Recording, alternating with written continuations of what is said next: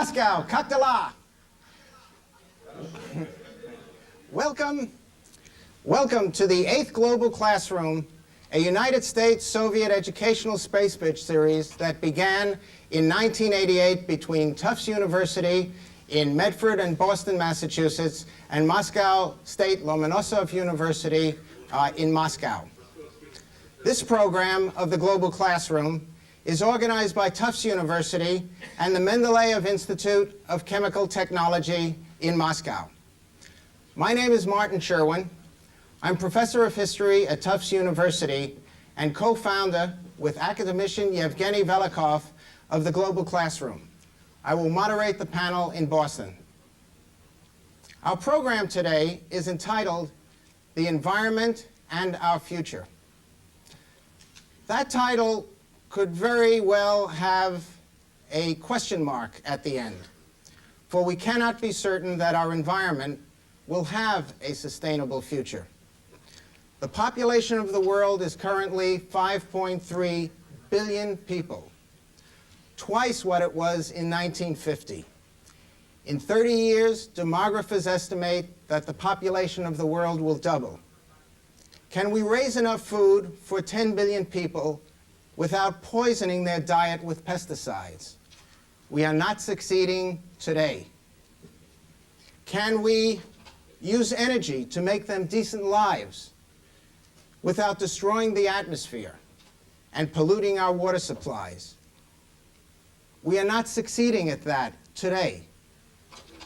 Thus, among the critical questions are, what is the role of technology in improving our future? But perhaps even more, what is the role of politics and policy? As the cartoonist Dan Wasserman noted in the Boston Globe recently, we have designated April 22nd Earth Day. But what about the other 364 days of the year? Our program today is not about Earth Day. It is about the 364 days that have not been so designated. We need to create 365 days every year for the next 3,650 days. Каждый день – день Земли. Earth Day is every day.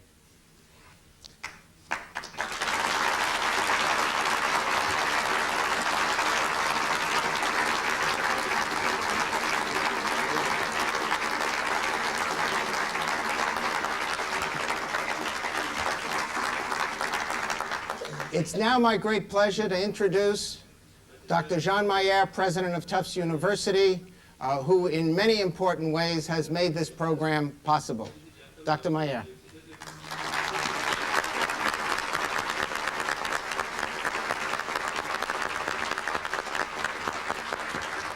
I'm delighted to participate again in an exchange with our Soviet friends.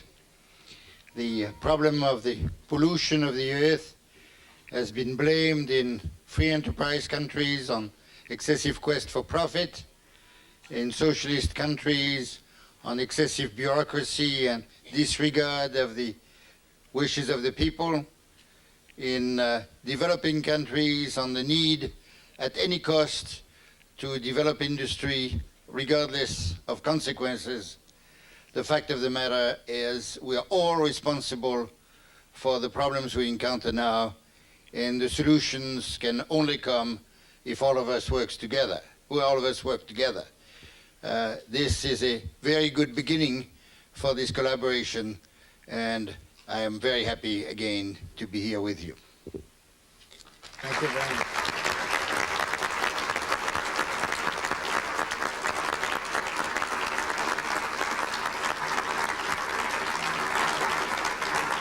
Academician Velikov, it is wonderful to be with you again. Now may I turn it over to you, the floor over to Moscow.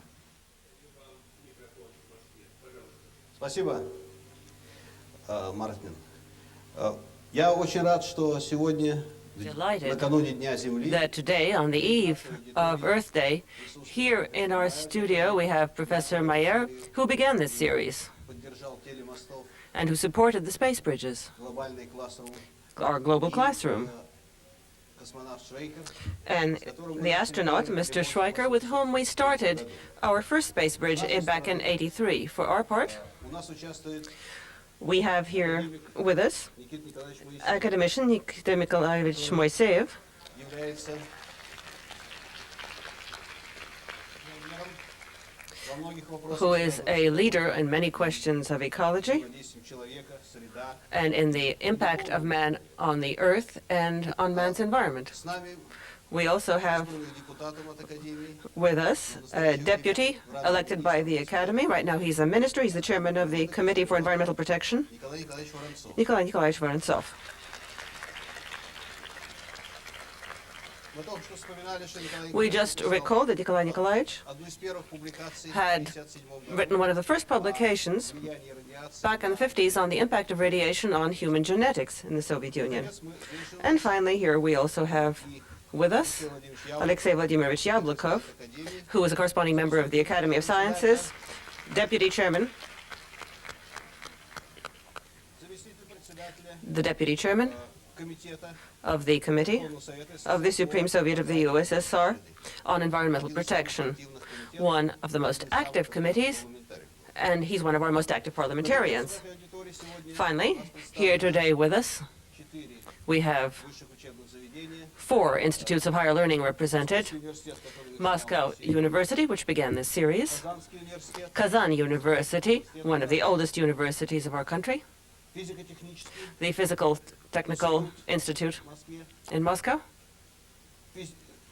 Московский инженерно-технический. Moscow Engineering Physics Institute; И, наконец, and finally, колледж, from Dartmouth College, we have студенты везде several есть. students who are here now. Я хотел бы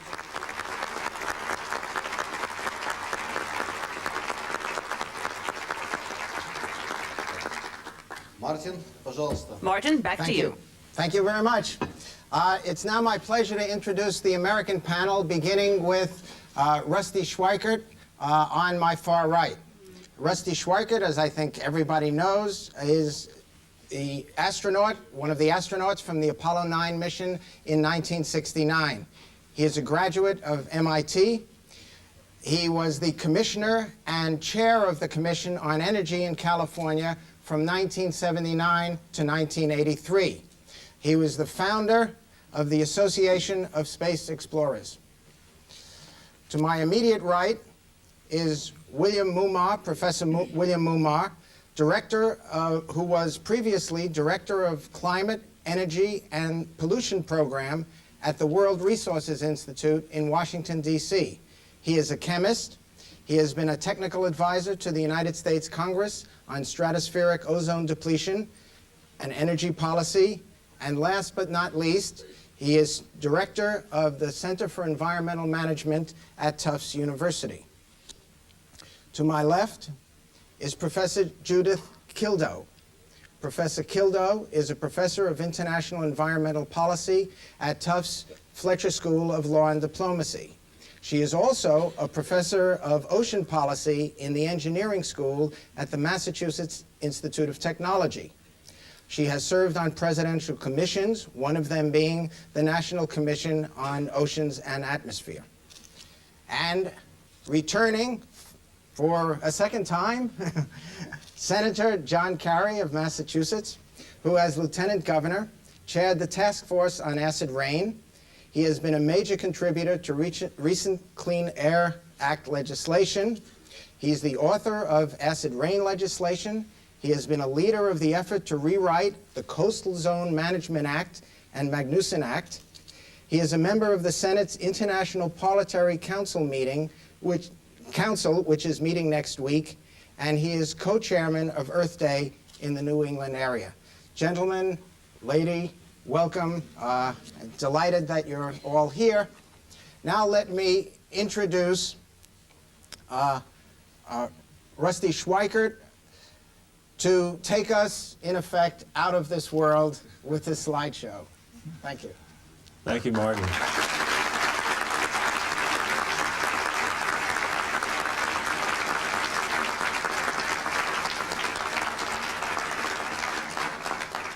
Thank you, Martin. Privyet, Tovarishi. Our behavior both as individuals, as institutions, and in fact as nations, is based upon our foundation assumptions about the world in which we live.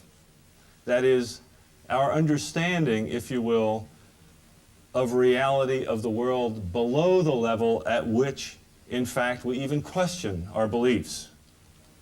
21 years ago, my own basic assumptions about the world in which I live changed rather dramatically as I was hanging out on my front porch one day, the front porch of my lunar module on Apollo 9. In fact, many astronauts and cosmonauts, as a result of their flights, have experienced a dramatic change in their understanding of the oneness of life here on the home planet and their personal responsibility to the environment of which we are all a part. My good friend cosmonaut Vladimir Shatalov, following his flight into space, said the following: "When we look into the sky, it seems to us to be endless. We breathe without thinking about it, as is natural. We think without consideration about the boundless ocean of air. And then you sit aboard a spacecraft, and you tear away from the Earth, and within 10 minutes you have been carried straight through that layer of air, and beyond there is nothing. Beyond the air there is only emptiness, coldness, darkness. The boundless blue sky, the ocean which gives us breath and protects us from the endless black and death, is but an infinitesimally thin film.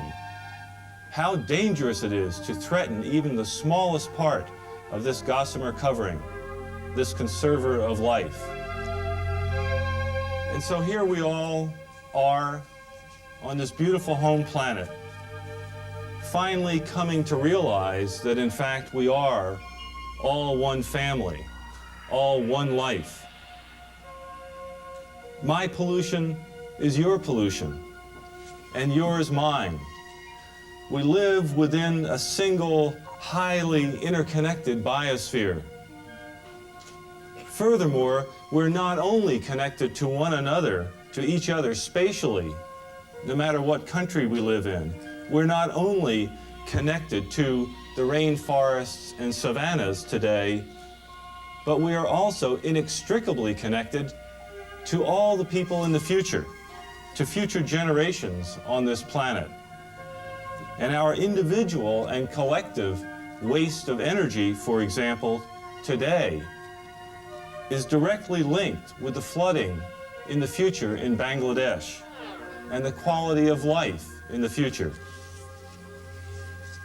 So we need to realize that our action, or for that matter our inaction, today shapes the quality of life for all people in the future. We're also beginning to understand or to realize the tight interconnectedness today between environment, economics, and politics. We must have international cooperation in order to have environmental responsibility. We must have international standards for our environmental quality, and yet we cannot expect to have environmental cooperation between the developed and the developing world without economic cooperation and economic equity. All responsibility begins with the individual. It begins with you and I.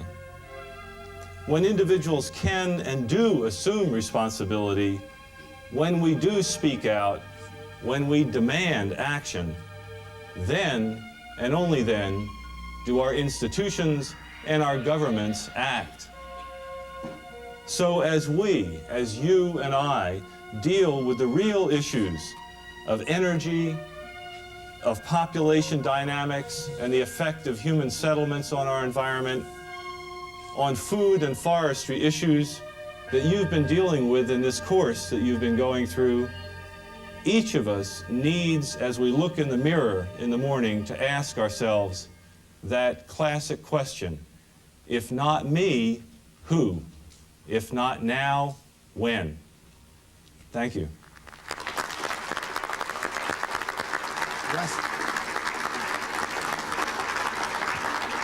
Rusty Schweikert, thank you very much for those slides and for your very wise words. Let us begin with some points about the environment, and perhaps a student in the audience would be willing to stand up. The first is always the hardest. Thank you very much. My group was concerned with... Would you identify yourself? My name is Vicki Dennis. I'm a student in the class at Tufts. And I was a group leader for a group concerned with overpopulation in developing countries. And we made several recommendations that we thought would help ameliorate the problem in developing countries. We separated our focus into 4 different groups. Those were economics, politics, education, and social anthropological factors. I'll discuss briefly a few of them. Hopefully in the next 30 minutes we'll be able to discuss fully all 4 of them. We felt that, and we recommend that the developed nations in the world, including the Soviet Union and the United States, we felt that they're responsible and that the citizens of these nations are affected by overpopulation in developing countries. And we recommend that the funds that are required by international organizations such as International Planned Parenthood be provided by developed nations such as the United States and the Soviet Union in order to allow these organizations to educate and provide opportunities for contraception in developing countries. My name is Mika van der Wansum, and I want to say hello to the Soviet students I saw in March. I am a graduate student at Tufts University, and what I wanted to mention as well is on top of just population control was the problem of consumption.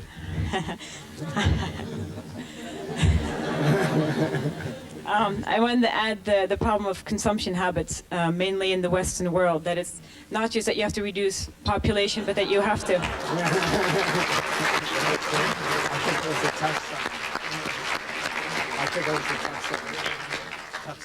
Thank you.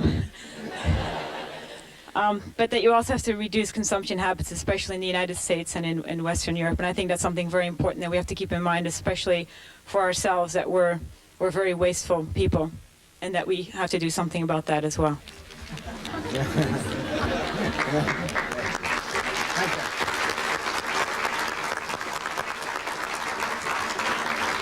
Are there any specific suggestions now in terms of the Chemical consumption? Institute? Oh, okay, from the Soviet audience. Пожалуйста. Спасибо. Московский химико-технологический Moscow институт Chemical имени Technical Менделеева. Institute. У нас есть еще ряд предложений. We have a number of proposals also concerning the problems of man's relationship to his environment. And first of all, this is the problem of information and education. And the academics at our institute are proposing the organization of a joint Soviet-American agency, which would have available scientifically accurate and reliable information concerning all ecological problems, and therefore could provide such information to all interested persons. After all, you can't resolve problems if you're unaware of their significance and scale. Of course, the problem of education also must be resolved immediately. In our view, ecological education has to be long-lasting. It has to start with preschool children and end in the universities. That is why our proposal was the establishment of a Soviet-American coordinating committee, which would assist in establishing and drawing up a single system for ecological education. Perhaps if all of us were more educated ecologically, then we would not allow a great deal to happen, which is taking place now. Thank you.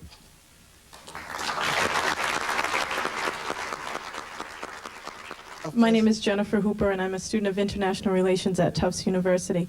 And I think that the idea of an international university is particularly relevant when we're talking about the need for political commitment, because global security does not only mean the United States and the Soviet Union, but it also means the third world, where the environmental problems are particularly acute right now. And that in my group, which talked about famine, and we also dealt with population, we pointed out that it is very difficult to get commitment from the third world on issues, say, of ozone depletion and energy, when they are having a hard time feeding themselves and controlling their own populations, and that the commitment of the United States and the Soviet Union to help them solve those problems is really needed right now.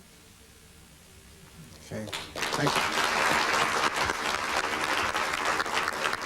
Does anyone want? Rusty Schweikert. I wanted to second the comment made by Academician Moseyev a moment ago about the humanitarian link in everything that we're talking about today. One of the problems that we all deal with is the problem of experts, and we're all continually surrounded by experts. Some of us are experts. And what I want to emphasize to the students, both here and in the Soviet Union, is that most of the issues that we're dealing with have that humanitarian component as their fundamental nature. We're talking about life and the quality of life and our children. And you already have enough knowledge in you to act with full confidence. We're not talking about details of technology. The fundamental issues confronting us as human society today are basically these human problems. And so I want to encourage you to act with confidence on what you already know as a human being. Thanks. Remember,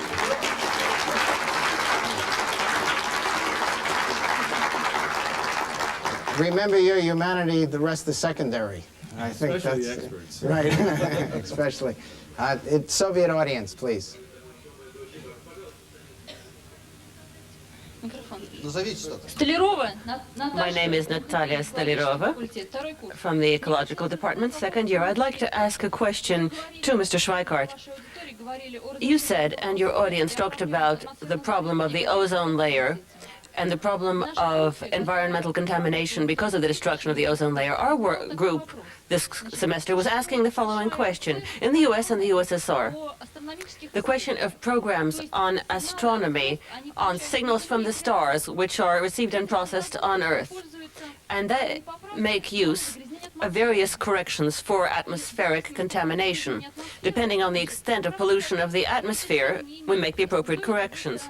Both countries have that information, but they've never been really used. Now, what do you think? If we could make use of those studies could show the extent of atmospheric contamination in each country and throughout the world. I think those studies could be extremely useful in studying pollution. What do you think? Is that possible to do that? I think it doesn't require any additional expenditures. Thank you for your answer in advance. Thank you for your confidence.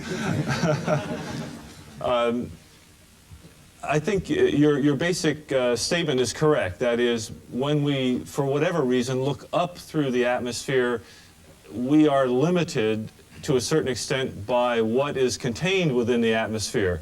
And as a result, we can detect certain contaminants within the atmosphere. However, on the issue of the terrestrial ozone layer around the Earth, we have, in fact, instruments on both Soviet and US satellites at the present time, which give us a comprehensive measure of ozone around the whole planet. And I think in terms of ozone, we probably have a higher quality and better comprehensive information from those ozone measurement systems. But there may be some information contained within the astronomical observatories and the astronomical community which we may not be accessing today, and I think it's worth looking at. Unfortunately, I don't know for certain the answer. Thank you. I'd also like to have Professor Mumma answer that question because he was the technical advisor to the U.S. Congress on stratospheric ozone depletion. Professor Mumma. Thank you. The ozone depletion issue is actually an example of some points that have been raised here today, namely the difference between the impact that the populations of developed, industrially developed nations like the U.S. and the Soviet Union have on the environment compared to the impact that developing countries have. It was not developing countries that depleted the ozone layer. it was the relatively smaller populations, the 500 million people in the US and the Soviet Union and some others in Europe, that used particular chemical substances, chlorofluorocarbons, that led to the depletion of the ozone layer. And so I think the points that have been made about our responsibility, although we have fewer people, each of our impact on the environment is much more serious. Thank you. I'm Olga from the Mendeleev Institute. I'd like to say that in the package which was sent to us by Tufts University, there was a proposal on the limitation of the activities of politicians who are involved in ecological disasters. But those are only good wishes. Or has anything been done? Have any real steps been taken in that area? Have you had any cases like that? The question is for the senator. Oh, that's a very good question. And I think I'm beginning to understand what you're getting at. We have, unfortunately, not been strict enough, I think, and a number of my colleagues share this view, though not yet enough, that the process of accountability should be much more severe. In the United States, as you know, we do not have a parliamentary system where governments can change over a specific issue. There's a specific term of office. And generally speaking, the attention span of both the public as well as the body politic has been such that crises tend to pass, and we move on to the next crisis and consume one crisis after another. And modern media, the very means by which we're communicating now, have in fact, I think, exacerbated that problem. Everybody has a very short attention span.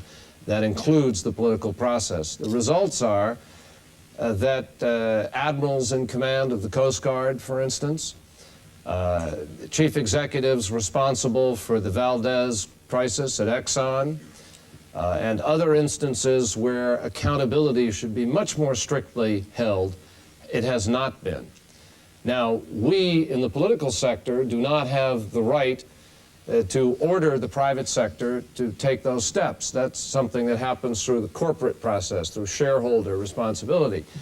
But we ought to be tougher within the governmental process of guaranteeing that people who don't perform their job, that laws that are not enforced, will see those people held accountable in their change. Ultimately, that's a responsibility in our system of the President of the United States. And for the last 10 years, we have not had a strong environmental program in the United States. I'd like to turn that question also to the Soviet panel. And now that you're in a process of transition, and now that you're moving to a democratic system, what kind of processes are being put in place to hold the Soviet ministries accountable through the Congress of People's Deputies?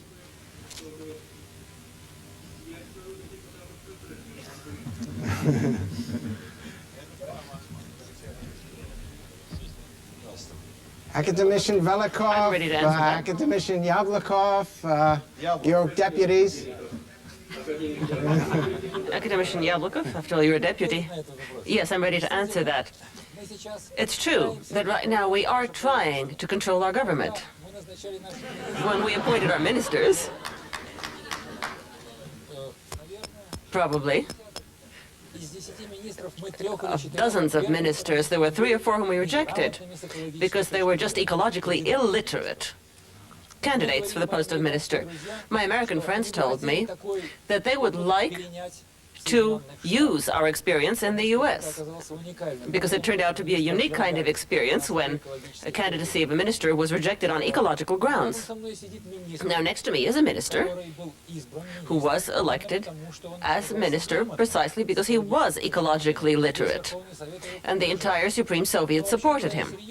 But seriously speaking, right now, after the appointment of ministers, we're also running into enormous problems of the moral and political responsibility of leaders of our state for those ecological disasters which they have caused. For example, Very soon we are going to eliminate the Ministry of Water Resources, which has been building canals which are not needed, irrigation facilities which are unnecessary, and our committee is also faced with a problem now. Who is guilty? Who is to blame for the expenditures of these billions of rubles? And we're going to be setting up a special parliamentary commission which will be studying these cases. So this is really a burning question for us. We are really at war here. On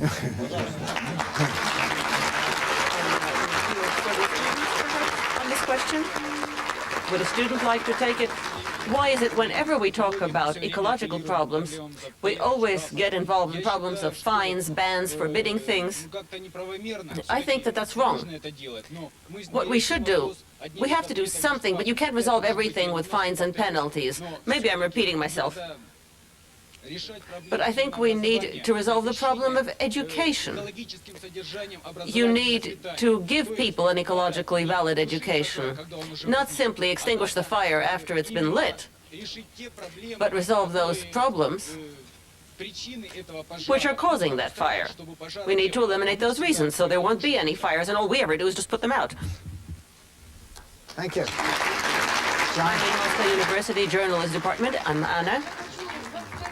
I'd like to tell you that you said we need to resolve the problem of the third world. Now, I'd like to go back to that. After all, there are moral problems here. The fact that in those countries there are a huge number of children is a result of historical development. I once was talking with somebody from those countries and I asked, why do you have so many children? And he explained to me that if I have only one child, he'll grow up and he's going to give me one piece of bread. But if I have 10 children, then they're going to bring me 10 pieces of bread. Now, naturally, something has to be done, but to impose our positions on them, perhaps from our European point of view, is something we shouldn't do. First of all, I'd like to send greetings to my American colleagues in connection with 20th Earth Day. Tomorrow, for the first time, we are marking Earth Day as a holiday in our country, too, although similar actions have been taken in the past. Particularly when we had our Saturday work days, our voluntary days. And now what I'd like to say is that this is a problem of demography and ecology, which is extremely important in our country. What we've had now for thousands of years has been the domination of an anthropocentric view of life. Man is the center of the universe. This anthropocentric view on everything, on all living things, is something you can find in religions of Judaism and Christianity, and you can find it on down to today. Everything is for man. But in fact, right now, we have to change over from an anthropocentric view to a biospheric way of thinking. This is very difficult to do. In fact, man and mankind are nothing more than a part of the biosphere. We're not the only ones. We can destroy the biosphere, but we cannot exclude ourselves from it. And this then gives rise to a series of questions. For example, what is the volume of the biosphere? How many people can it hold? That's a fundamental question. That has to be decided. And in our educational activities, we have to explain to people who have different cultural traditions how many people our biosphere can contain, given such and such ecological and other parameters. Otherwise, it's terrible. Yes, and consumption levels will depend on that too. So this switch from technocratic thinking to biospheric thinking, from anthropocentric to biospheric thinking, is an important guarantee, an earnest for resolution of ecological questions. My name is Jeremy Barra. I'm an undergraduate student of international relations at Tufts. The dialogue that we're having right now about what can be done within our own nations to control pollution and be more environmentally responsible is important, but if there's one lesson that we learned from today's interaction, it must be that the environment is an international problem, and it must be dealt with internationally. President Gorbachev has called for the Green Corps. The meeting of the 7 economic industrialized democracy powers in Paris has called for some strengthening of the United Nations environmental powers, and the Hague Conference did a similar thing. What our group came up with is there's a definite need for United Nations Environmental Security Council with widespread, unprecedented, strong penalizing, monitoring, and legislating powers. They can use the global environmental monitoring system to collect data, and this is a body that would be able to coordinate education. It would be able to coordinate making sure that countries act responsibly in reference to the environment. And the time for this sort of international cooperation, the time for individual nations to give up some of their self-sovereignty to protect our entire globe is now. And I'd like to know what the people on our panels have to say about that. And I'd like to know if the students, my Soviet counterparts and my Soviet friends agree with me on that point. Okay, allow me to introduce Professor Kildow to answer that question first, and then we'll move around the panel and the audience, because it's a very important proposal, and it's one that's very specific, and it has a point that could be perhaps brought up at the summit conference in June. It's a difficult question to address because for centuries we've lived with the concept of sovereignty of our own nation states. And you all have been speaking today about that concept as almost an anachronism. We are all part of our global commons, and the nation-state system no longer has that relevance to our environmental problems. Just as we have an interdependent economic system now, we have found ourselves in an interdependent environmental system. And we need a mechanism to manage our global commons, and the nation-state, which still seems to maintain the concept and the focus on sovereignty, doesn't seem to be doing its job. And you're right, I believe we do need a transcendent international mechanism with some powers. And in fact, I believe it's already happening if we stand back and see some of the events. Earth Day was not organized by national governments.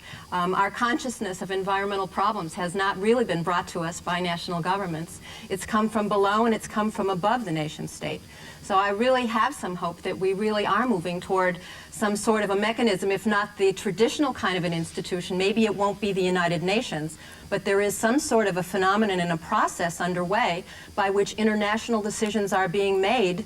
Whether nation states are trying to hold back or not, they are going forward. So I think maybe we need to look at this a little differently from a different social point of view. We are used to the old institutions and the old mechanisms. Perhaps they are no longer so valid with our new conditions. Maybe we should be standing back and looking for what processes are evolving now and looking to them for the leadership and our agents. Let me call on Professor Anthony Cortese, the Dean of Tufts Environmental Program, to continue the discussion here. Thank you. Hello, Moscow. Hello, Alexei. Hello, Evgeny. Nice to see you. I want to make a specific suggestion. We are trying an experiment at Tufts University to make every graduate of all our schools, engineering, medicine, liberal arts, the Fletcher School of Law and Diplomacy, and of course, nutrition and veterinary medicine, to be environmentally literate. And we have established an environmental literacy institute to re-educate existing faculty to incorporate the teaching of ecology and the teaching of humanitarian values and the intergenerational and international connections throughout our curriculum. This is an experiment that has not been tried before. And I want to offer this as a suggestion for a cooperative program between Tufts University, Moscow State, Mendeleev Institute, and Kazan University, and suggest that only through having environmentally literate people who will go out and work in our professions will we be able to make the difference in the long run. So I would like to make that suggestion and hope that we can pursue this as one of the specific proposals for the future. Thank you. Is there a question from the Soviet audience? Go ahead. Yes. I'm Natalia Maltseva. I'm a student in the journalism department at Moscow University. I'd like to deal with another aspect of the problem. My question, based on the notion of global thought, local action, on that slogan. All the problems we've dealt with are really global. They're trying to resolve problems of ecology on the level of the entire planet. Well, of course, that's what has to be done, but there is also a somewhat different aspect of the problem, dealing with, which affects specifically me and everybody, each individual. Sometimes I come home and I feel that it's just hard to breathe right there, right next to my house. The plant, the factory, the enterprise next door has emissions, gas in the atmosphere. I don't know what gas it is, but I feel that I have a hard time breathing. Now, my action in that situation, I don't know what to do. I'm powerless. even though my rights are being violated, the right of a person to breathe clean air. I'd like to know, what, in that situation, what would an American citizen do? I'd like to hear an answer from a student, from somebody in the American studio audience. Nice. Well, what would an American citizen do? Here's an American citizen, I think. Yes, we are one. Okay. Hello, my name is Max Finberg. I'm a student here of politics at Tufts University, and I greet my friends in Moscow. What a number of people within our group talked about in terms of a specific proposal to work on is, as a Soviet pointed out, that if we start the fires of chemical and toxic pollution and then try and put them out, we're already wasting our energy. But rather, if we concentrate on pollution prevention and not starting the fires in the first place, then we can truly address and begin to change our way of thinking and our policy so that we can have a more ecologically sound system.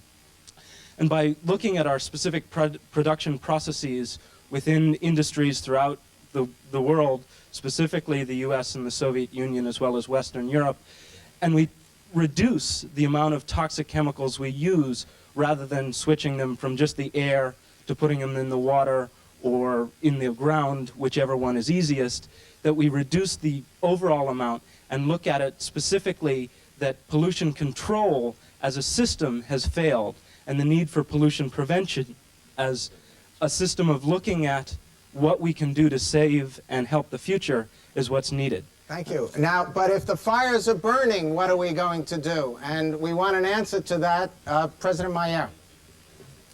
The fires are burning. Get the president a microphone. I have no doubt about what any American citizen would do under those circumstances: sue somebody.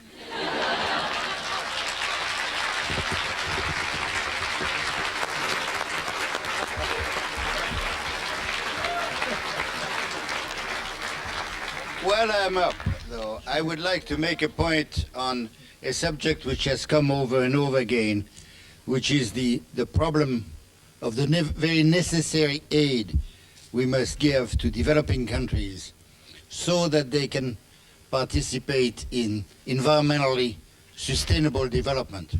I think the first thing we can do is to stop selling them arms.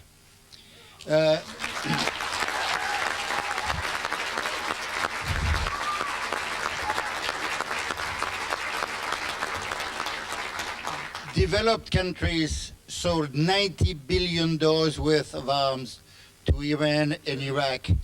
93% were sold by countries which sold arms to both sides. The total foreign debt of Africa is equal to the amount of money that African countries have spent on arms.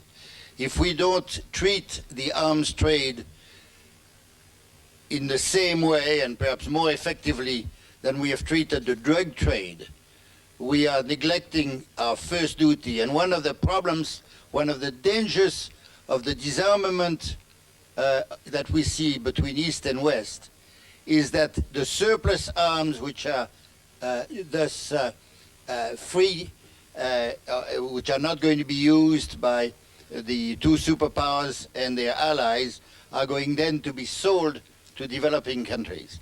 And if we want to make resources immediately available to developing countries, we need to reinforce the collective security system of the United Nations and put an embargo on arms.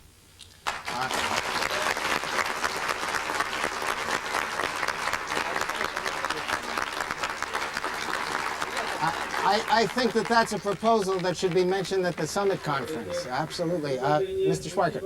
Yes, thank you, Martin. I'd like to go back to the student who asked the question about breathing bad air and what would an American do. And I would like to suggest that, in fact, the president's recommendation here, an American would sue somebody, is in fact valid only if there are laws which are violated. And so one of the first things that we would do here would be to insist that Senator Kerry and his companions in the Congress of the United States pass laws that give me a right to have clean air. Now, how do I get him to do that? And if the factory next door doesn't behave, what do I do about it?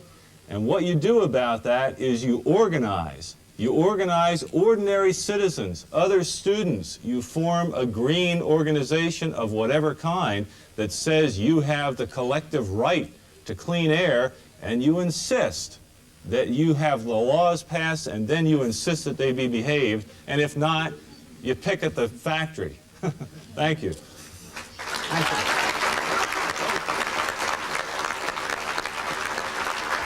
Moscow. Пожалуйста, пожалуйста. Go ahead.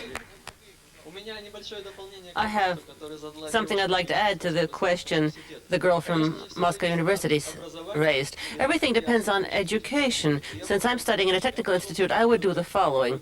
I would go to the ecology department, to the monitoring laboratory. I would ask them to analyze what it is I was breathing. Then it would be easier for me to go sue or start doing something. I would suggest that everybody go to a monitoring test laboratory first. Пожалуйста. Go ahead. From the ecological department of Moscow University, I'd like to suggest the following.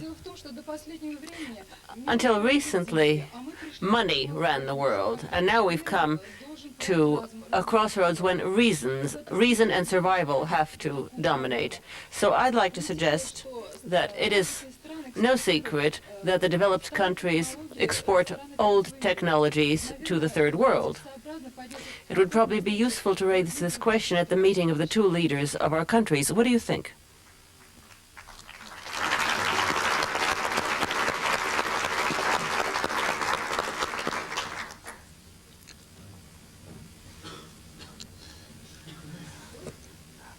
Let me very briefly make a comment that I hope that one of the things that we can do is to not put reason and economics in opposition to each other, because I fear for the result, but put reason and economics together in an alliance. And that, I think, is the key to good environmental policy. Bill? Yes. The point about old technologies being exported is a very real one, and it is difficult to ask developing countries to pollute less when in fact they are being given technologies which are 40, 50, 60 years old.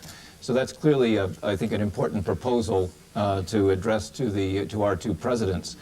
If I could return to another point that was made just a moment ago, which was on the question of sovereignty and how we might treat that issue. I think it's very clear from the discussions we're having right now that environmental problems must be addressed on a multiple of levels at the same time.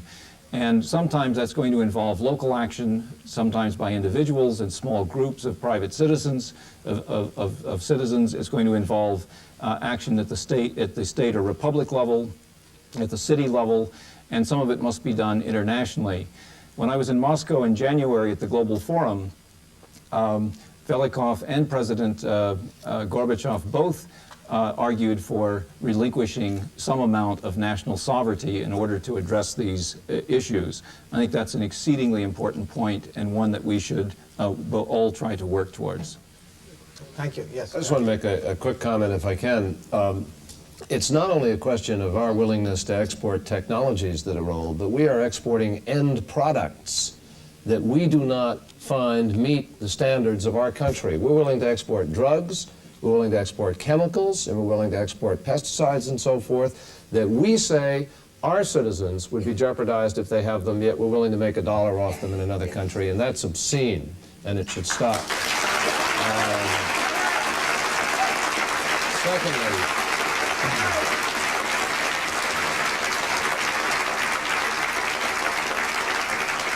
and the second quick comment that I want to make is to endorse wholeheartedly this notion about not getting the economic choices in opposition to environmental choices. In new technologies that are safe, you can create millions of jobs. There is the capacity to develop with this notion of sustainable growth. And we merely have to be sensitive to what that is and not be artificial about it.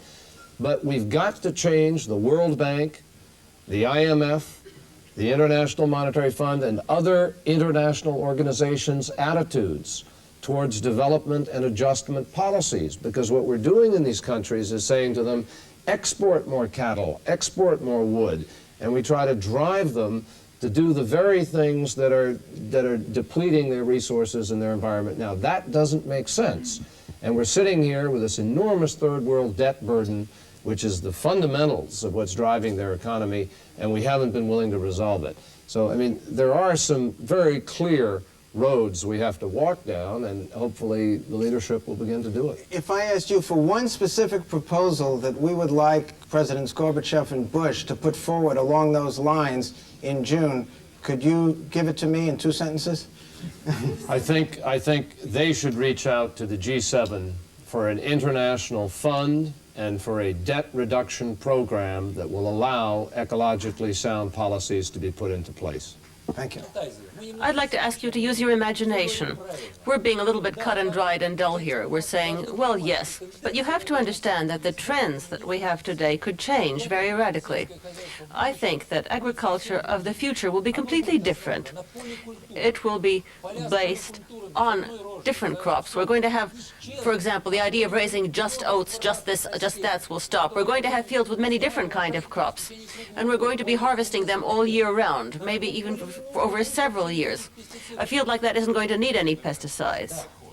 And what also is very important here is that man, as man right now, has grown in an enormous number of types of crops. We've lost them. I'd like to see these lost crops, hundreds and thousands of them, be raised again.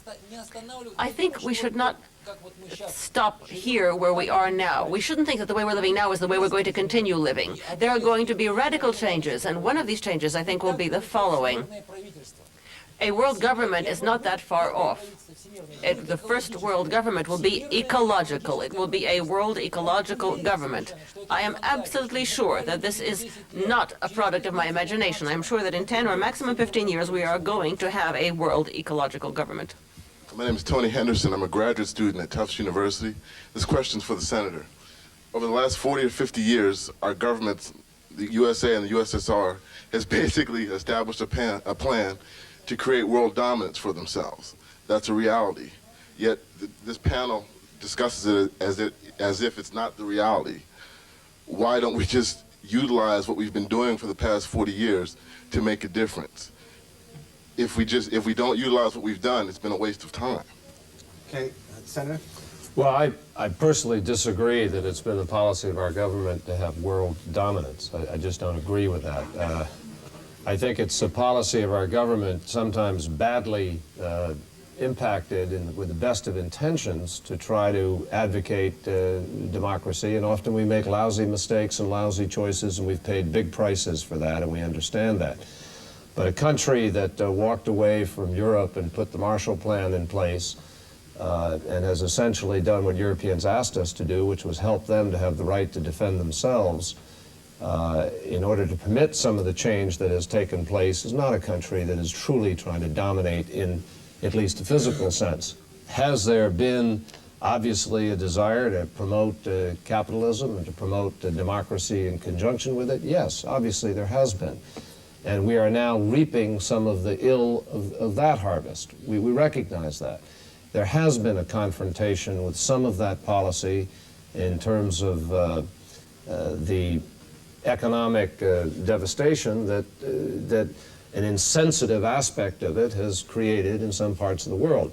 But one of the best aspects of our society that is now being sought to be replicated by others is the fact that you and anybody else, like that girl who stood up and feels the factory next door, has the ability to go out and make the changes and make the difference and hold us accountable. And indeed, I think in most cases they do.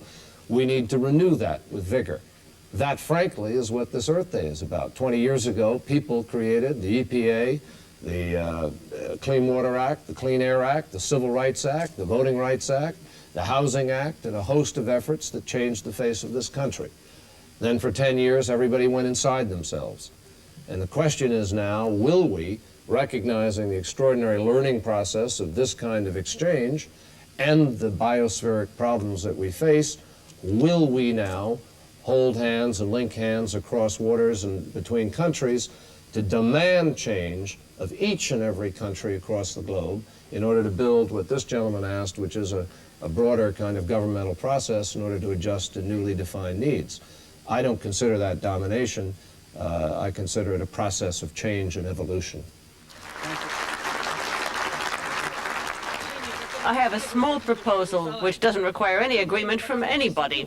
While we're sitting here in these 2 hours, in order just to light up our studio, about 200 pounds of air and of CO2 was emitted. Now, tomorrow's Earth Day. If anybody is going to go out and plant 1 tree in order to justify our space bridge, that would be a really good idea.